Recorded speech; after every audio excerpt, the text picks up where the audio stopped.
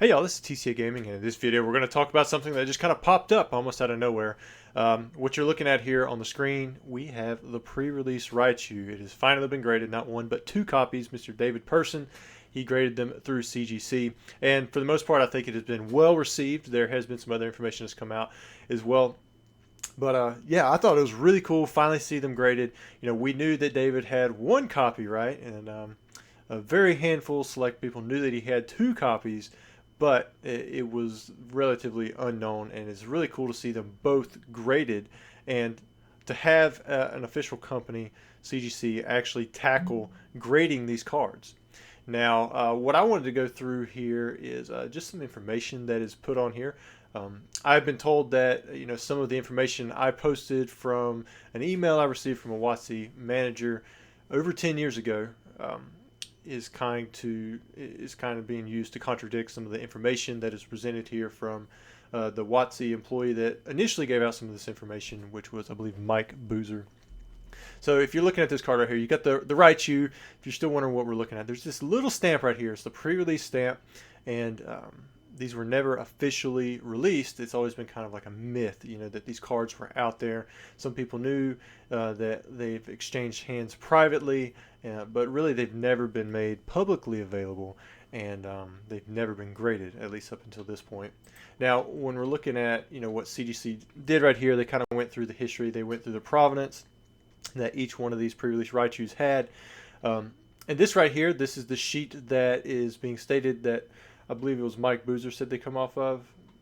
I could be wrong on that. It's in here. I read through this once, but sometimes I get these stories crossed up. But the reason they're saying that it come from here is because there's a Clefable and a Raichu here on the top left. It doesn't look like they have a zoomed in picture for that. Maybe if I click on it. Can I zoom in? Yeah. Hopefully your eyes can see it, but yeah, there's a Clefable, Raichu, then you have the other four theme deck hollows. So it was believed that these two cards, we know that the Clefable had an official release with the pre-release stamp, but Raichu never did. So why else would these cards be here if they weren't getting stamped with pre-release, right? And yeah, it's kind of like a zoomed in version. You can see the pre-release stamp right there. That's the 5.5. I believe it has like a little crease up top, something like that. This is the picture that we knew of online from years ago from, I believe it was PokeGym. There's Mr. Mike Boozer. He worked at Wizards of the Coast. And this other copy actually come from another WotC employee where it was stuck in her binder, and I guess they were meeting up with another WotC employee, and they explained that what they had there was something that was very, very expensive, treasured, and Mr. Person, David Person, picked it up. CGC goes through how they analyzed the pre-release stamps. They went through all like the forensics. Some of this stuff goes over my head. I understand science and the elements, and what they did right here, comparing the elements that were broken down inside with calcium, titanium, iron, copper, zinc. I understand what they did, but I don't understand the significance of it just because I'm not fully, I'm not a scientist in that way. I don't know the impact of what it looks like on a fake stamp or that kind of stuff. But yeah, I thought they did a really good job here explaining the process that they went through. I think this was needed if they were going to grade something like this that is so high profile. What I'm going to do in this video is I'm going to kind of go through some of the information that I have from years ago when I had that email from the print production manager that I was working with, just to show you guys kind of what the contradiction in the story for how the pre-release Raichu was printed. I don't think anybody's attesting the authenticity, just the kind of the story behind it, the way it was manufactured, and should it even be graded in the first place, because there's really no solid story of the release. But I think I haven't heard anybody say that they think that this is not a real card, this is not a real stamp. I believe the provenance is solid. However, we don't know. A lot of it does ride on the provenance itself. And there's not a lot of incentive, in my opinion, for WotC employees to be making up stories at this point, especially since they didn't own these cards anymore. They did originally sell them, but it's not like somebody went out and made thousands of these things. How do you just make one if that's the case? But anyways, here we go. So this is an email I received. I did blot out the name. It was here in the top left. I'm not going to expose that to you guys. Let me check OBS so you guys can see it. You can see this was back on July 30th, 2012. Rusty, answer question 1. I had asked about the pre-release Raichu, how they were made, distributed, quantities, that kind of stuff. She had one for sale. The pre-release Raichus were printed 121 on a sheet. A die, the word pre-release made 121 times and is positioned to hit in the same spot on each card. That is when the color of the foil is tested and the position of the foil stamp itself.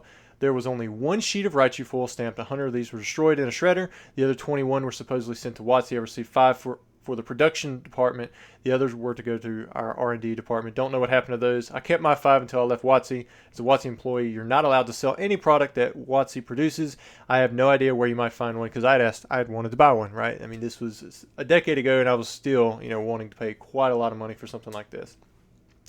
And then there are some other stuff here that she goes into that you guys might find interesting. Before we talk about the pre-release Raichu thing on the sheet. But there was another question I'd asked about Clefables. There had always been rumors of other dyes, and she actually confirmed there was red, blue, green, yellow, gold.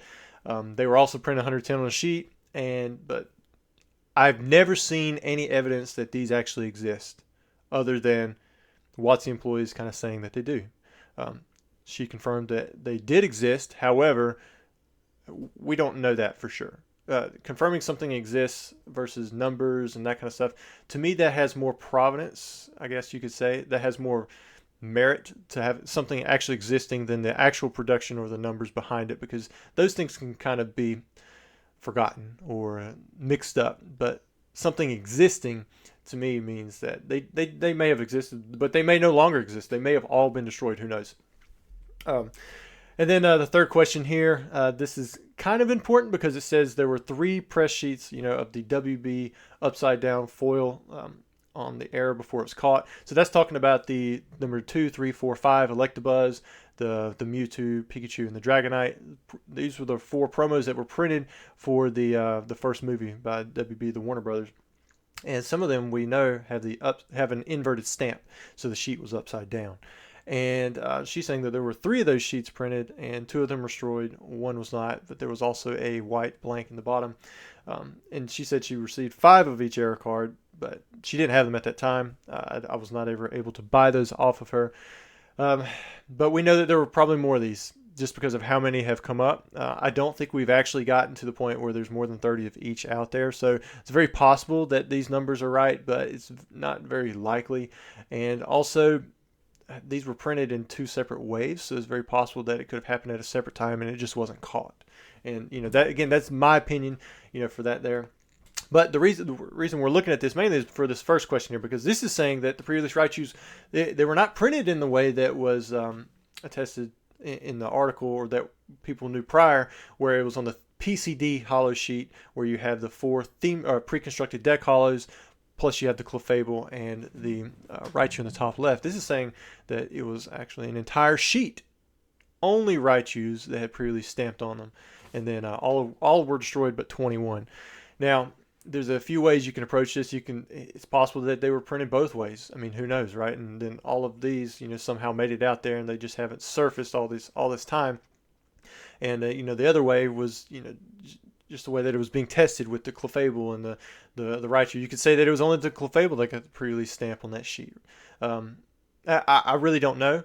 I don't think anybody knows, and that's kind of where it muddles up a little bit. The reason I haven't always taken what this print production manager has said, as 100% truth is because there are a few other emails I'm going to show you guys where we know what she's saying is not true, or at least there's another way that these were distributed. So let me, I'm in Dropbox. I wonder if I can just, okay, so this right here. So you guys know the disco sheet, right? So the reason I'm going to bring this up is because she initially, when I sent her pictures of this disco sheet back in 2012, she told me basically flat out that this is not something that would happen at WotC ever. And, I posted this information, and, I'm showing this to you guys right now bear in mind that I have an uncut disco sheet. It wasn't called disco back then. That was just something that I believe CGC coined when they graded that first test Charizard, 5.5. And I even have, hopefully you guys can see this on camera, I even have a 10 of the Charizard with the disco holo myself. Now, there were several things that she was saying was an issue with it. But even with all this said, I still bought one of these sheets because, in my opinion, it didn't all add up. The sheets looked they looked like they were real. The layers looked like they were real. I ended up picking up one for about $1,500, and I picked up another later on. And even though I believe that they're real, she was saying that they were not. And also, I mean, there are times when I've been completely wrong as well. I made a video maybe 8 years or so ago where I was talking about how I believe that these disco holos were pre-first edition, where we know now that with almost 100% certainty that that is not the case, right? We don't know for sure, but like I have a first edition thick stamp, which is dated 98 on the front, so it's likely earlier than that on the back. We have the first edition thin stamp, which is dated 1210 on the back, but so and on the front you've got it 199 version 2. It actually says version 2. It's actually a separate type. And then we have the shadowless sheet, which has the same exact dial ins and color bar style as the first edition thin stamp sheet. Everything on it's the same except for the first edition stamps on the bottom theme deck holos. Everything else is the same, right? It's just those two sheets right there. They're almost completely identical, other than the first edition stamps on the bottom half of the sheet. I think I said theme deck. Maybe that's not right. But the first edition stamps were not present on the shadowless sheet that I had, but everything else was the same. And then you have the test sheet, which I believe come after that. It has dated 121, where I thought it was 10 months prior. It should be 99, which would put it as sometime in the shadowless print run before you get to the unlimited shadowed run. But you see the exact same dial-ins on the color bars as you did with the unlimited shadowed and the thick, or unlimited shadowed and the thick or thin stamp shadowed sheet. So you see this clear transition, and then the thick stamp that I have, like I said, it has the early state. It has the only date 11/30/98. It's officially signed off by Jeannie Maddox on the front, so it's probably even older than that on the backside.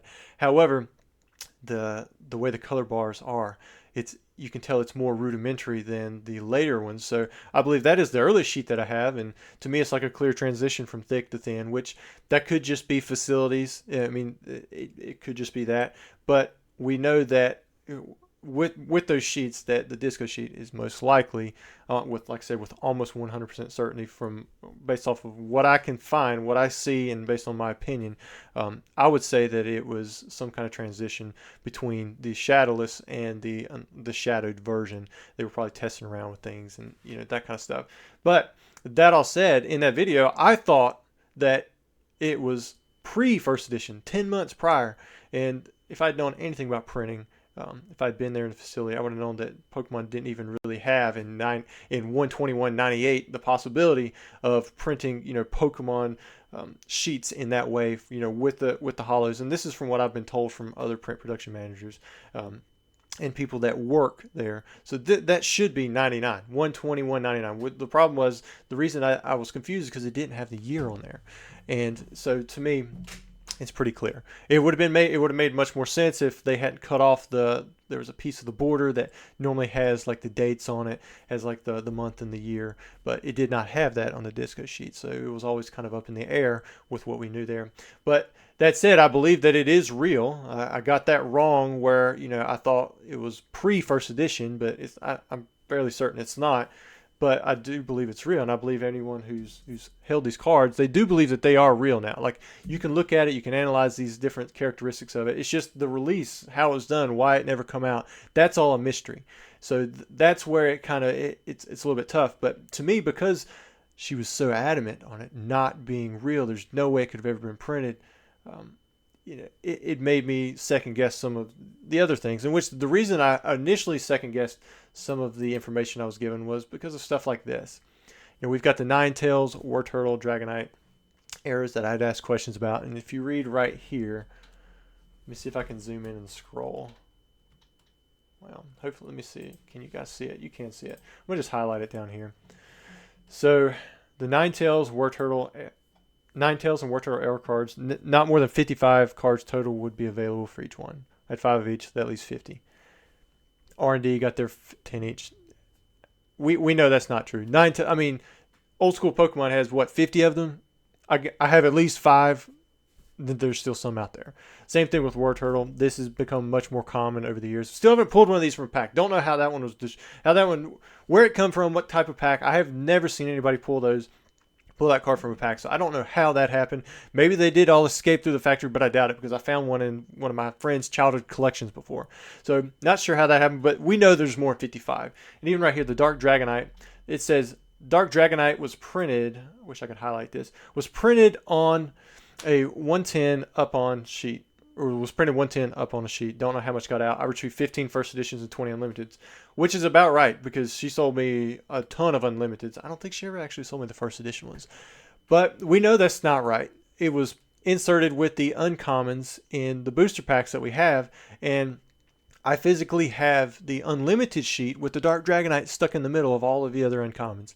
And there's a first edition Dragonite, same exact format, stuck in the middle of a sheet with the uncommons. I don't physically own that one, but I have seen it. I have the picture saved. There's a guy on IG who has that. And I think I have one more picture I want to go through here. Oh yeah, but there are snippets of information that make me believe that she has this information about things that did exist that not anyone else really in the community knows about. So it makes me want to go back to the Clefables and search for the die cuts. But like right here, she says on the full sets, those were pricing from 10 years ago. She was telling me about some stuff that she had that she wasn't selling, but I was trying to buy. I have 5 full first edition Shadow Space sets, 5 full first ed Shadow sets, 5 full Shadowless Unlimited, 5 full Shadow Unlimited. So what sticks out there to anybody who knows about base set, there isn't first edition shadowed sets in English, right? I've never seen pictures of cards that have been like fully legitimized in the existence of shadowed first edition cards with a first edition stamp. I have seen some sales in the past, but I remember seeing a Venusaur and a few other cards, but I don't think anybody was able to verify them. However, a few years ago, I was able to pick up an uncut sheet that has of cards that were printed for Australia in English with the first edition stamp. And of course, they have the shadow. And as far as I know, that's the only knowledge or proof of the first edition shadowed existence for the set. And I had this email long before that ever popped up, and it's the only one I've ever seen. But it makes sense. It's in Australia. Their English is the same as ours on the printing for the cards. They just say 1999, 2000 usually on the bottom for the original base set, for the unlimited. But we've got first edition stamps on there. It makes sense. Like, it all makes sense. And she was telling me back in 2012 that she had 5 sets of this. Like, they at least exist in her mind, as well as they were put into production, and she set those sets aside. Could have been a typo, yeah, maybe, but all these years later, I have an uncut sheet. The only picture I've ever put up is on IG of that. I've talked about it to a few people who've been here physically in my shop, but other than that, I would think that there would be some other kind of evidence if these were ever meant for production or released, maybe in Australia, if nowhere else. I mean, it took us years to figure out about the red logos, or at least we thought, where the fossil red logos. Booster packs, sometimes the theme decks as well, have the 1999 2000 dates along the bottom. Although I bought a binder off of somebody who hadn't been collecting since 99, and they had all these cards that were red logo 1999 2000 stuck in the back. So it changed my thinking that people did know about this stuff back in the day. It's just the internet wasn't as prevalent. People didn't care as much. They just stuck it in the back. They thought it was cool. But a lot of this information is lost over the years. So anyways, guys, my whole point in this whole pre-release Raichu kind of thing, where I'm going through the information from this WotC employee, is to let you know that this information that comes from WotC employees, there were a lot of employees there.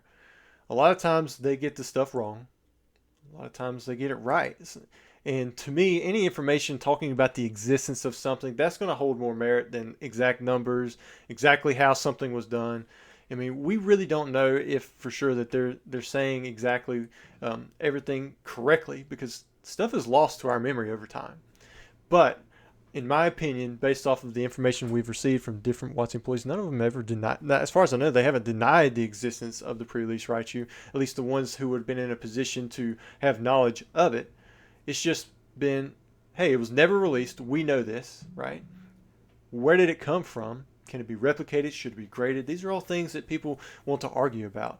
But I think these two pre-release Raichus that have been graded by CGC have everything going for them. They come from legitimate sources that have that provenance that can back up the history behind the card. And, CGC did analyze them. Like I said, I don't know, the impact or the significance of the forensics that they did where they're analyzing the elements against the pre-release Clefable, but it gives me confidence as a buyer. I would have bought these cards prior to them being graded, but with them being graded now, it's kind of nice for it to be out there. And maybe, who knows, maybe we'll have other employees who see this, or it catches their ear, from an employee. Like, hey, did you see this? Do you still have that pre-release Raichu that you got from the company back in the day? If you do, maybe you should call up CGC, get it graded, and we'll just see if more of these pop up. I don't know if there are 8 copies, 9 copies, 20 copies. These may be the only 2 that ever pop up. We have other cards like the Illustrator. At one time, I believe people thought it was 4 copies, and it was 8 or 9. Now it's like 39 plus however many that guy, I don't even know his name, the one, Picona, I don't know his name. The one that's like pulling out extra copies all the time. That's rumored. I don't know who that is, but I hear about supposedly how he has all these extra copies of cards like that, and they're just coming out. But with something like this, I think it would do well to have more of these come out, especially from other Watson employees, adding to the provenance. Like if they have their own story of how they retrieved or how they received one of these copies from WotC back in the day, and they added to the story. I think it's good in that fact. Some people may say, well, now all of the copies are going to be coming out of the woods. Well, I hope they do, but I imagine anytime this card is graded, there's going to be significant research done into it, because there's a lot of liability and impact that you could have from one of these cards. I imagine something like this is going to bring a lot of money if it ever does go to auction. I personally would pay a lot, but I don't think my pockets are deep enough to buy one of these cards. So anyways, I know that was a lot of talking, a lot of ranting. I'll put this on the screen, pull this off just so you guys can see it a little bit better, because I think I showed it up in my face and you probably couldn't see it very well, and I couldn't see it at the screen. But yeah, so like I do have a vested interest in the disco sheet and the cards, just because I have one card and I have one sheet. But again, I don't believe these are a pre-first edition. It's one of those things where I've been wrong before. So anything that I've stated as my opinion in this video, I mean, I could be wrong again. Like it happens. Whether or not you collect these cards, it's probably not going to affect you because they're so expensive. There's like 10 people out there who might actually be able to afford this pre-release Raichu, and you're going to have people who can bid in the thousands, and people who bid in the tens of thousands.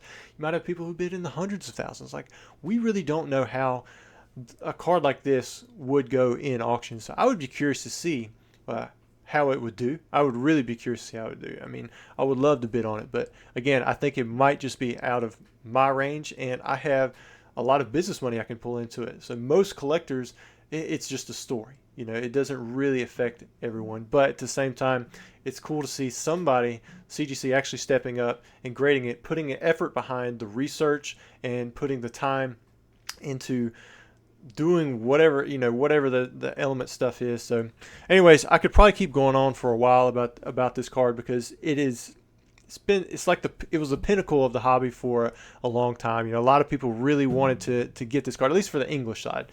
Japanese side is a whole nother story, right? But for me, like this is a card I would still really like to have in my collection. I don't know if it'll ever happen, but now it's more of a possibility with 2 copies being out there.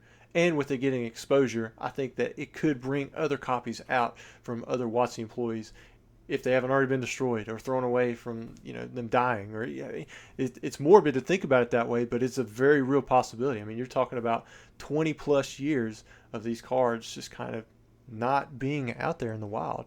So anyways, hope you enjoyed the video. Like I said, it wasn't meant to be a rant or anything like that, just kind of showing you guys some of the information that was out there that I've got a lot of information from that same source about a lot of errors. I constantly put questions in the air, but I no longer have this contact. So it's one of those things where we've fallen out of contact with each other. So there's no more communication that I could really do with this person. It's really kind of like a one-sided story where I show the email they sent to me, from years ago. But anyways, hope you guys enjoyed the video. I'll try to get another one out very soon.